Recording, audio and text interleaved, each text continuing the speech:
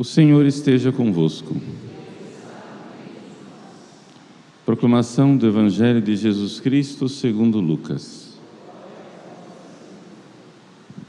Jesus, vindo a Nazaré, disse ao povo na sinagoga: Em verdade eu vos digo que nenhum profeta é bem recebido em sua pátria. De fato eu vos digo, no tempo do profeta Elias, quando não choveu durante 3 anos e 6 meses, e houve grande fome em toda a região, havia muitas viúvas em Israel. No entanto, a nenhuma delas foi enviado Elias, senão a uma viúva que vivia em Sarepta, na Sidônia. E no tempo do profeta Eliseu, havia muitos leprosos em Israel. Contudo, nenhum deles foi curado, mas sim Naamã, o sírio. Quando ouviram essas palavras de Jesus, todos na sinagoga ficaram furiosos. Levantaram-se e o expulsaram da cidade. Levaram-no até o alto do monte sobre o qual a cidade estava construída, com a intenção de lançá-lo no precipício. Jesus, porém, passando no meio deles, continuou o seu caminho. Palavra da salvação.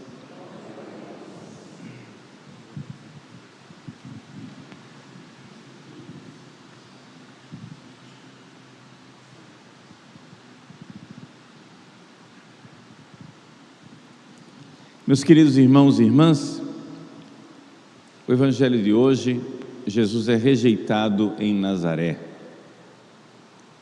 E recorda o episódio que nós ouvimos, a longa narrativa da primeira leitura, a cura de Naamã, o sírio. O que é que esse Evangelho pode nos ensinar?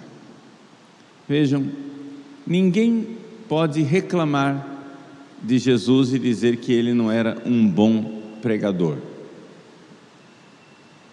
Jesus, se existia alguém que sabia pregar, sabia falar as coisas, tinha oratória, tinha pedagogia, era Jesus. Sua palavra era sublime, sua doutrina elevada, a todos atraía. Mas por que é que o povo de Nazaré se revolta contra Jesus? Vejam, isso daqui é uma realidade que nós temos que ter sempre em mente, porque pode ser que se aplique a nós. Se nós não temos virtude, a verdade, quando ela se apresentar a nós e for dolorosa, nós iremos rejeitá-la. Explico. Jesus disse que a verdade liberta, a verdade salva. E é isso mesmo. A verdade, conhecer a verdade, é nós nos libertarmos de muitas coisas. Mas Jesus não prometeu que a verdade iria ser agradável.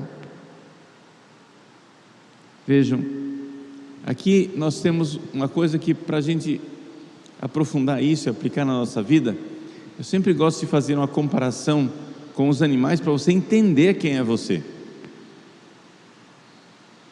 O ser humano, ele é capaz de ver verdades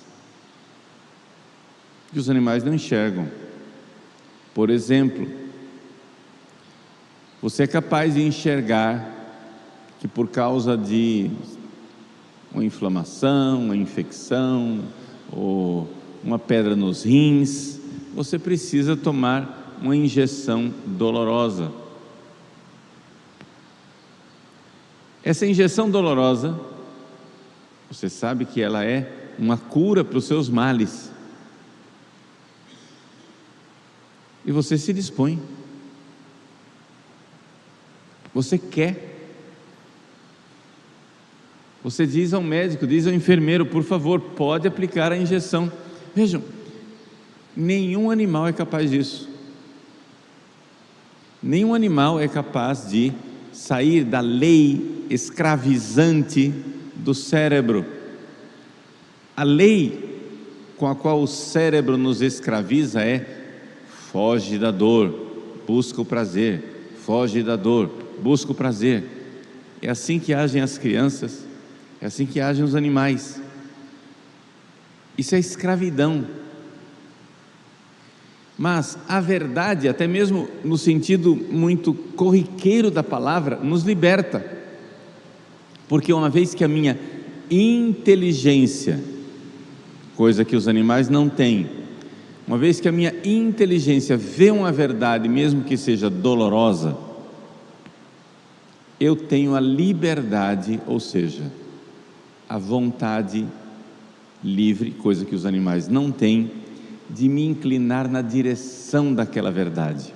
Então, a injeção dói, mas a minha vontade diz, porque a inteligência iluminou e disse, isso é bom, a vontade diz, aceita.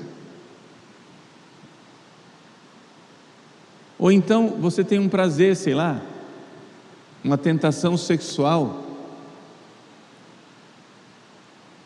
o seu cérebro diz, busca o prazer, mas a sua inteligência diz, eu não vou trair a minha família, e você inclina a sua vontade contra o prazer, na outra direção. O animal, ele fatalmente, o animal, ele necessariamente, o animal de forma escravizante, foge da dor e busca o prazer. Você dá uma chicotada, ele corre. Você bate com o jornal e diz, ele sai correndo, mesmo que a dor só seja psicológica.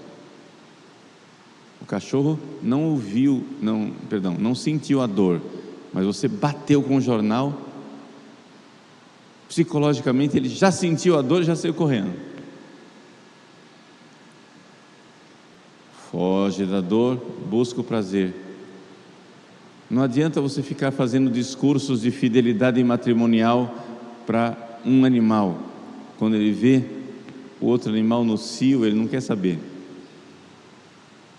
Busca o prazer. É escravizante. Essa lei é escravizante. Ora, Deus, desde o princípio, desde Adão e Eva, disse para Adão e Eva, conheçam essa verdade. Eu estou dizendo para vocês uma verdade. Se vocês comerem do fruto desta árvore, vocês vão morrer. Isso vai fazer mal, vai trazer para vocês uma morte pior do que a morte física. Será a morte eterna. Não comam. Mas chegou a serpente. A serpente contando uma história que se adequava mais ao busca o prazer. Olha como esse fruto é bonito. Mas Deus disse que não pode. Que nada. Então você tem aí duas aspas, verdades. Claro que é só uma verdade, mas você tem duas pessoas dizendo coisas. Deus está dizendo uma coisa, o diabo está dizendo outra. E você que não tem virtude, escolhe a verdade mais prazerosa. Verdade. Não é verdade. Então vejam a escravidão na qual entraram nossos primeiros pais.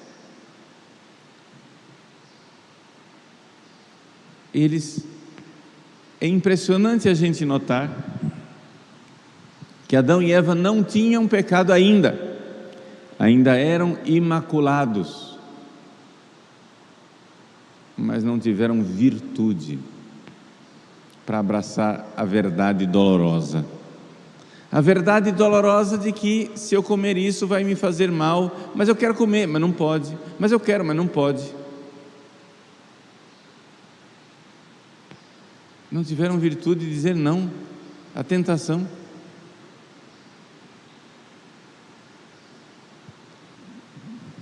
É aí que nós vemos o Evangelho de hoje.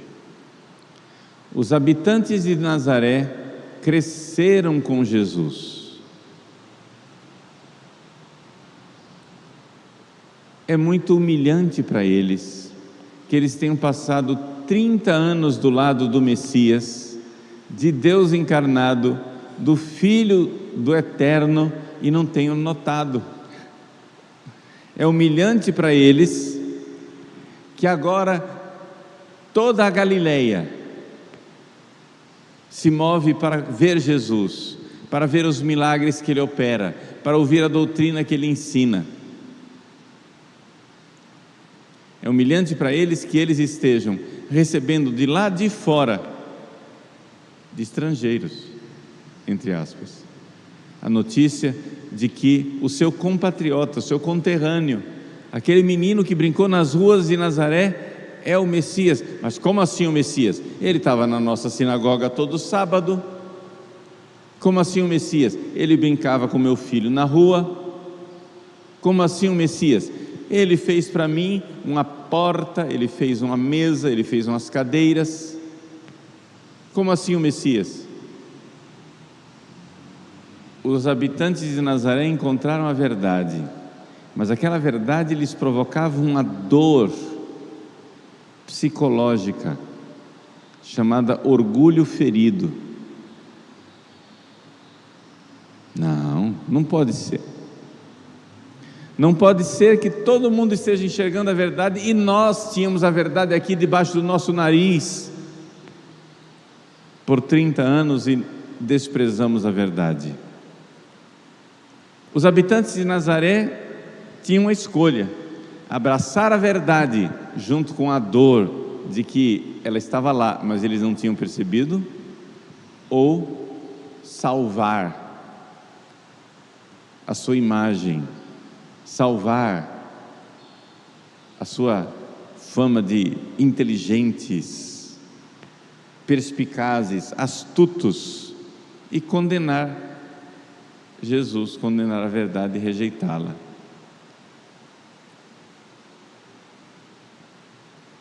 Vejam que é a isso que se reduz muitas vezes o entrave que impede a conversão de algumas pessoas.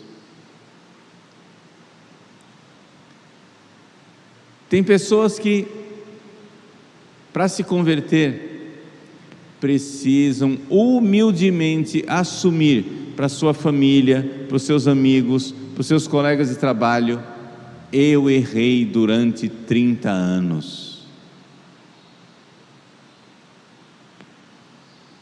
Isso é humilhante.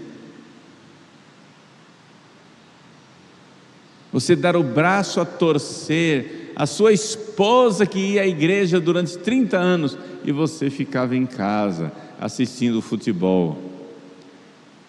Agora você começou a ver que Jesus é o caminho, que a igreja tem razão, que os ensinamentos que a sua mulher seguia eram verdadeiros. E agora, o que é que eu faço para disfarçar? O que é que eu faço para que ninguém note que eu estou dando o braço a torcer e dizendo: minha mulher tinha razão há 30 anos e eu fiz ela sofrer, persegui, não aceitei? Vejam, a verdade liberta, mas a verdade muitas vezes dói, humilha. Com a verdade você vai ter que dar o braço a torcer. Você vai ter que dar o braço a torcer àquele seu amigo chato, aquele seu vizinho chato, que passava com o terço na mão e o livrinho de orações. Vamos para a igreja? Não, vai para a igreja, o quê? Você vai nas barras da saia de padre. Você vai ter que humildemente chegar e dizer: você tinha razão. Você estava certo e eu estava errado. Durante anos eu tripudiei, durante anos eu xinguei você. Você estava certo e eu não tinha razão, eu estava errado. Os habitantes de Nazaré caem na armadilha do diabo. Na armadilha do diabo, que lhes propõe a escolha entre o prazer de salvar a sua autoimagem e a dor de abraçar a verdade. Meus irmãos, toda conversão é aquela humilhação do filho pródigo que diz: caí em mim mesmo. Na casa do meu pai os empregados são mais bem tratados. Vou me levantar. E aí ele então prepara o seu discurso de humilhação. Pai, pequei contra o céu e contra ti, não sou mais digno de ser chamado teu filho, trata-me como empregado. É humilhação, mas essa humilhação libertou. Essa humilhação libertou. Deus nos conceda a graça de todos os dias, sempre estarmos dispostos a dar a mão à palmatória e dizer: errei, perdão. Não queiramos salvar as aparências, queiramos salvar a nossa alma. Quem que você quer salvar? Você quer salvar a sua alma ou você quer salvar as aparências? Os habitantes de Nazaré estavam dispostos a matar Jesus, lançá-lo de cima de um abismo, para salvar as aparências e dizer: ele é o impostor, nós é que estávamos certos. Vejam a soberba humana. A soberba é assassina. As pessoas são tão sem virtudes que estão dispostas a matar antes de dar o braço a torcer e dizer: Jesus tem razão, eu pequei, eu errei, vou mudar de vida. Peçamos a Ele essa graça de todos os dias de nossa vida termos essa capacidade, a graça que sustenta a virtude de todos os dias nos arrepender de nossos pecados e dizer: sim, dolorosa que seja, a verdade liberta, a verdade nos salva.